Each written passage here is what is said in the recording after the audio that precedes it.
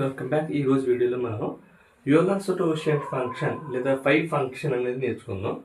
Euler's quotient function five function ఎందుకు ఉపయోగపడుతుంది అంటే, ఒక నెంబర్ ఏదైనా ఇస్తే ఆ నెంబర్లో ఎన్ని రిలేటివ్ ప్రైమ్ అది ఎన్ లోపు ఉన్న వాల్యూస్ ఎన్ని రిలేటివ్ ప్రైమ్ ఉన్నాయి అంటే, suppose n is equals to 5 ఇచ్చామనుకోండి, 5 లోపు ఎన్ని రిలేటివ్ ప్రైమ్ నెంబర్స్ ఉన్నాయి ఐడెంటిఫై చేయడానికి యూలర్స్ కోషియంట్ ఫంక్షన్ ఉపయోగపడుతుంది అనమాట. ఇది క్రిప్టోగ్రఫీలో చాలా ఇంపార్టెంట్ టాపిక్ అనమాట.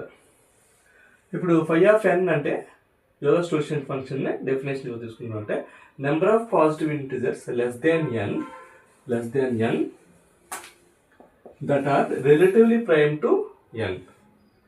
Okay, suppose n is equals to 5 ఉందనుకుందాం.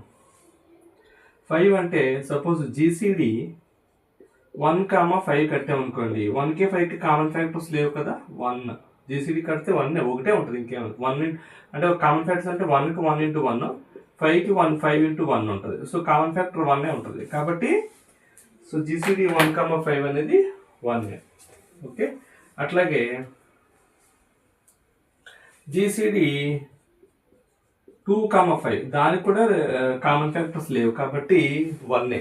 అలాగే జీసీడీ 3,5 కూడా మీరు క్యాలిక్యులేట్ చేస్తే ఏం ఉండవు, ఒకటే ఉంటుంది. జీసీడీ 4,5 దీనికి కూడా కామన్ ఫ్యాక్టర్స్ లేవు. 5 లోపు అంటే ఎన్ లెస్ దాన్ 5 ఉన్నవి చూడాలన్నమాట.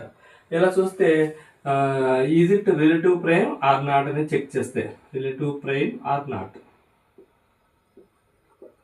చెక్ చేస్తే this is relative prime, this is also relative prime, this is also relative prime. Relative prime అంటే జీసీడీ రెండింటికి క్యాలిక్యులేట్ చేస్తే నెంబర్స్కి 1 వస్తే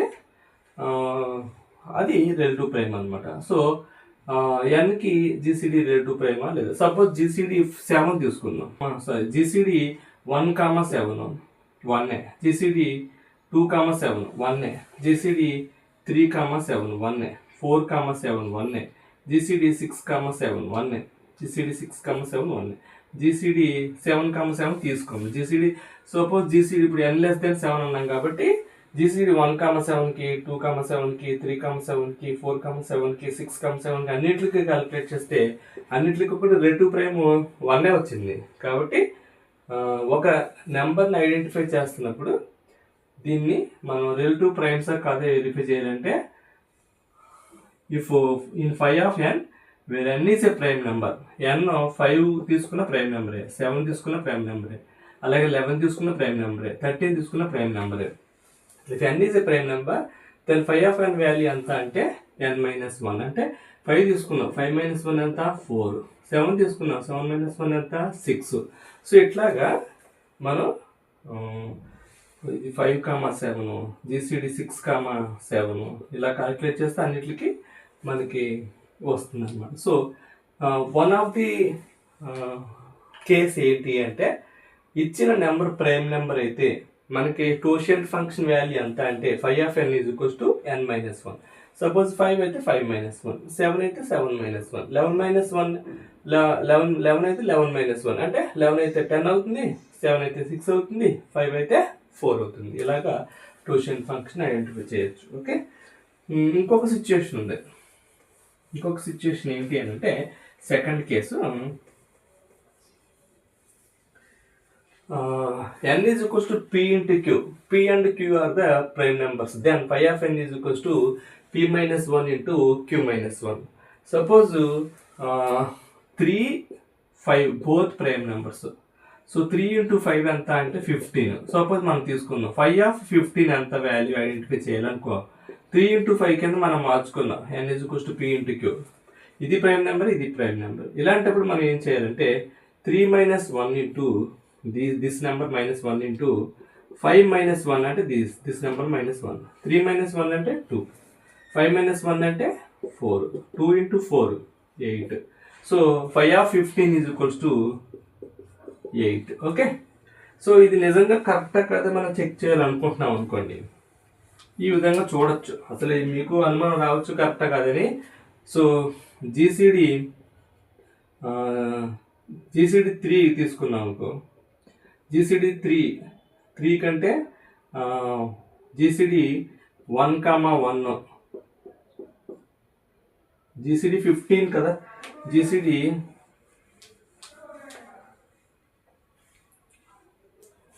15కి కట్టేద్దాం. జీసీడీ 1,15 1,15 అంటే 1 రిలేటివ్ ప్రైమ్. జీసీడీ 2,15 దీనికి కూడా రిలేటివ్, దీనికి కామన్ ఫ్యాక్టర్స్ ఉండవు 1. జీసీడీ 3,15 దీనికి ఉంటాయి, ఇది రిలేటివ్ ప్రైమ్ కాదు, ఎందుకంటే 5ని 3 × 5 అంటే కామన్ ఫ్యాక్టర్స్ 3 వచ్చేస్తాయి, ఇది 1 కుదరదు. జీసీడీ 4,15 దీనికి కూడా కామన్ ఫ్యాక్టర్స్ ఉండవు కాబట్టి 1. జీసీడీ 5,15 దీనికి కూడా కామన్ ఫ్యాక్టర్స్ ఉంటాయి, 5కి ఉన్నాయి. 15ని మనం 3 × 5 అని రాస్తే కామన్ ఫ్యాక్టర్స్ వచ్చేస్తాయి, ఇది కాదు. జీసీడీ 6,15 దీనికి కూడా కామన్ ఫ్యాక్టర్స్ వస్తాయి, కుదరదు. 3 కామన్ ఫ్యాక్టర్, 3 × 2 3 × 15. జీసీడీ 7,15 దీనికి డైరెక్ట్గా 1 వచ్చేస్తుంది, ఎందుకు కామన్ ఫ్యాక్టర్ లేవు. జీసీడీ 8,15 దీనికి కూడా కామన్ ఫ్యాక్టర్ లేవు. జీసీడీ 9,15 9కి 15కి 3 ఉంటుంది కాబట్టి దీనికి కుదరదు. ఓకే, దీనికి కుదరదు. జీసీడీ 10,15 దీనికి కుదరదు, ఎందుకంటే 5 అనేది కామన్ ఉంటుంది. ఓకే, అలాగే జీసీడీ 11,15 ఇది 1. జీసీడీ 12,15 దీనికి 3 కానీ 3 ఉంటుంది కామన్. జీసీడీ 13,15 దీనికి కుదరదు. జీసీడీ 14,15 దీనికి కుదరదు.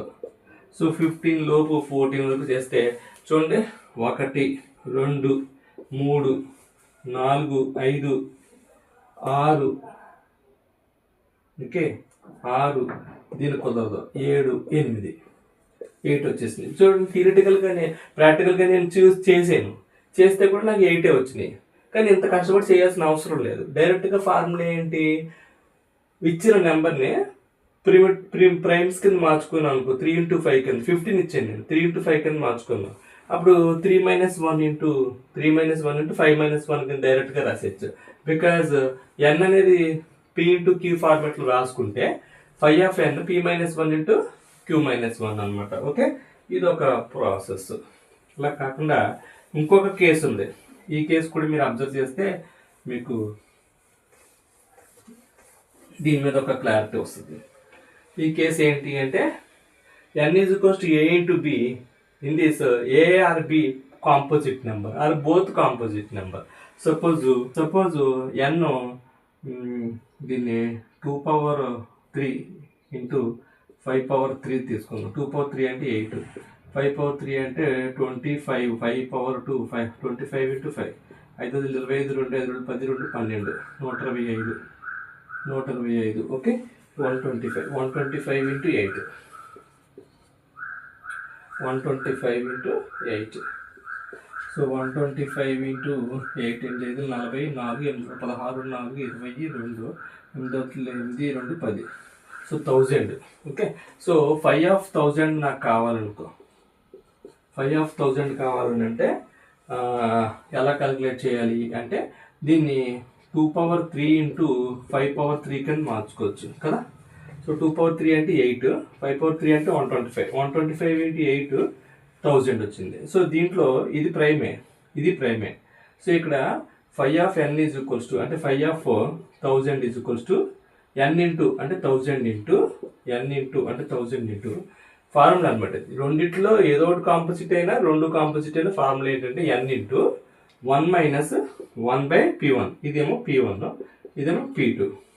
సో 1 - 1/2 × 1 - 1/3 1 - 1/5. ఇది 2 ఇది 5 కదా. సో 1000 × 1 - 1/2 అంటే 1/2 0.5. అలాగే 1/5 5 - 1 × 4/5 5 × 1 5 - 1 4/5. సో 2 500 టైమ్స్ పోద్ది, 5 దీంట్లో 100 టైమ్స్ పోద్ది, 100 × 4 400.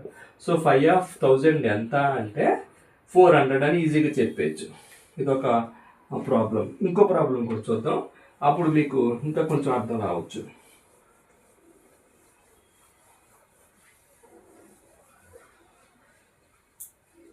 ఫైవ్ ఆఫ్ ఎంత తీసుకుందామంటే 3/2 ఇంటూ 5/2 తీసుకుందాం. అంటే ఇది 9, 5/2 అంటే 25. 25 ఇంటూ 9, 25 ఇంటూ 9 ఎంత? 9 45, 4 9 రోజుల 18, 4 22, 225, 225. ఓకే. సో 5 ఆఫ్ 225 ఎంత అన్నా అనుకో. దీన్ని ఏ విధంగా మార్చొచ్చు అంటే 2/2 ఇంటూ 5/2 తీసుకోవచ్చు. అప్పుడు P1 అనేది 2 అవుతుంది, P2 అనేది 5 అవుతుంది. ఓకే. సో ఇప్పుడు ఫార్ములా ఏంటంటే n ఇంటూ n అంటే ఎంత? 225 ఇంటూ ఇదే n 1 - 1/2 ఇంటూ 1 - 1/5. ఓకే. ఇది 5, ఇది 2. So 225 into 1/2 into 4/5. ఓకే.